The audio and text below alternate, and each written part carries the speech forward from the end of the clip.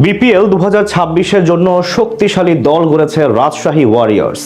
জাতীয় দলের বেশ কিছু তারকা এবং অভিজ্ঞ ক্রিকেটার আছেন তাদের স্কোয়াডে।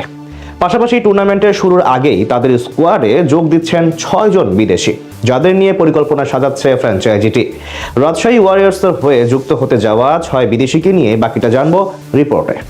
বিপিএল সপ্তম আসরে আন্দ্রে রাসেল, মোহাম্মদ নওয়াজদের অনবদ্য পারফরম্যান্সে প্রথমবারের মতো শিরোপা জয়ের স্বাদ পেয়েছিল রাজশাহী রয়্যালস। খুলনা টাইগার্সকে 21 রানে হারিয়ে শিরোপা জয়ের উল্লাসে মেতে ওঠে পদ্মা নদীর পাড়ের সমর্থকরা। মাঝখানে 5 বছরের বেশি সময় কেটে গেলেও ছুঁয়ে দেখা হয়নি সোনালী ট্রফিটা। আর তাই তো নাবিল গ্রুপের মালিকানায় রাজশাহী ওয়ারিয়র্স নামে দ্বিতীয়বারের মতো চ্যাম্পিয়ন হওয়ার প্রত্যয় নিয়ে মাঠে নামবে উত্তর বাংলার প্রতিনিধিরা।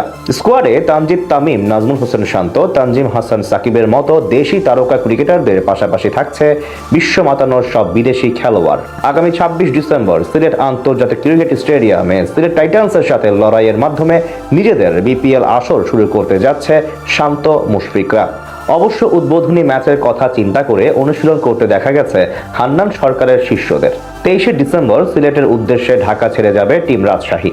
হেড কোচের ভাষ্যমতে প্রথম ম্যাচ থেকেই মোট 6 জন বিদেশি খেলোয়াড় তাদের সাথে ড্রেসিং রুম শেয়ার করবেন।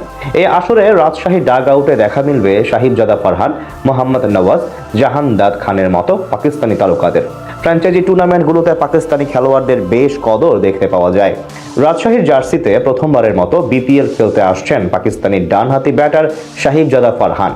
সবশেষ পিএসএল এ ইসলামাবাদ ইউনাইটেডের জার্সিতে 12 ম্যাচে করেছেন 450 রান। 3টি অর্ধশতকের পাশাপাশি একটি শতকও করেছেন 29 বছর বয়সী এই ব্যাটার। সেই সাথে 150-এর বেশি স্ট্রাইক রেটে বোলারদের শাসন করা এই পাকিস্তানি হতে পারেন হান্নান সরকারের ট্রাম্প কার্ড। দলে প্রথম থেকেই বিদেশি হিসেবে আরও থাকবেন 2020-21 চ্যাম্পিয়ন দলের সদস্য মোহাম্মদ নওয়াজ। কিপটে বোলিং এবং স্লগ ওভারে ঝড়ের গতিতে রান করতে পারা এই পাকিস্তানি হতে পারেন রাজশাহীবাসীর হয়ে দ্বিতীয়বার চ্যাম্পিয়ন হওয়ার কাণ্ডারি। সেক্ষেত্রে প্রথম ম্যাচ থেকেই তার মতো ফরেনার ক্রিকেটার পাওয়া নিশ্চিতভাবেই দারুণ ব্যাপার হবে ফ্র্যাঞ্চাইজির জন্য।